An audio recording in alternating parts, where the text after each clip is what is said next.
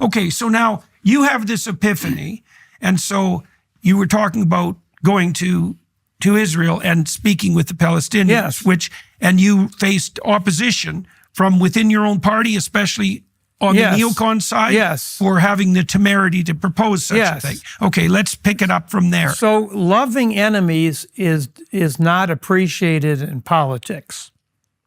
And this is, I don't want to get off on a tangent, but this is why Donald Trump is disdained by neoconservatives as well, because he talked to Kim Jong-un in his first term. He made friends with Putin. He's a master negotiator.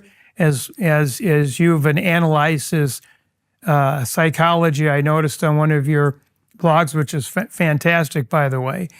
And I have a great respect for Donald Trump because his heart is, I believe, is for peace. And he talks repeatedly about all these young men dying and all the people dying. Yeah. He talks about dying and killing repeatedly. So I believe he's that's why there's an opposition. He is a man of peace. He's the strangest man of peace, eh? Strange indeed. Yeah. Regardless what people say about his personality, his gruffness, his bluntness, his other characteristics that you pointed out in one of your excellent presentations, he's inside. And I have no inside knowledge of this, but I just believe from observation that he has this compassion. Well, he also has a track record. I mean, when he was president, he led the West into 0 wars, right? And 0 is not very many.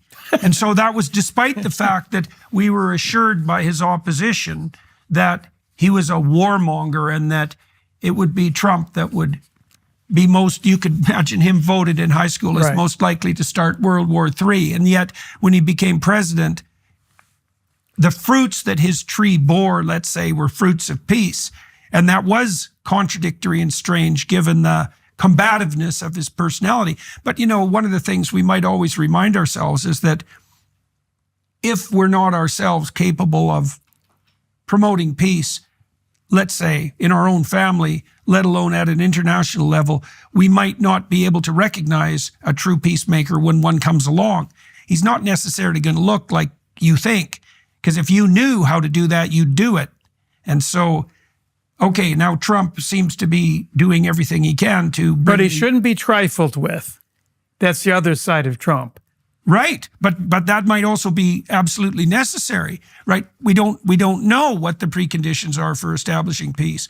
He obviously indicated to people like the dictator of North Korea that he could be communicated with, but not trifled with, right? And Trump does seem to have that paradoxical personality, which is, don't muck about with me, but if we don't have to go to war, then let's not, right? And so he tromps around like a bull in a china shop, and it's not obvious how much of that's necessary, but I really mean it's not obvious.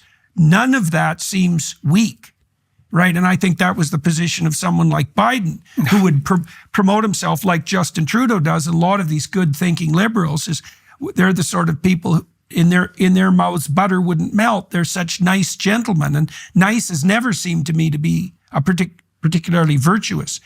Discriminating nice from weak is a difficult matter. And I don't think people make that mistake with Trump.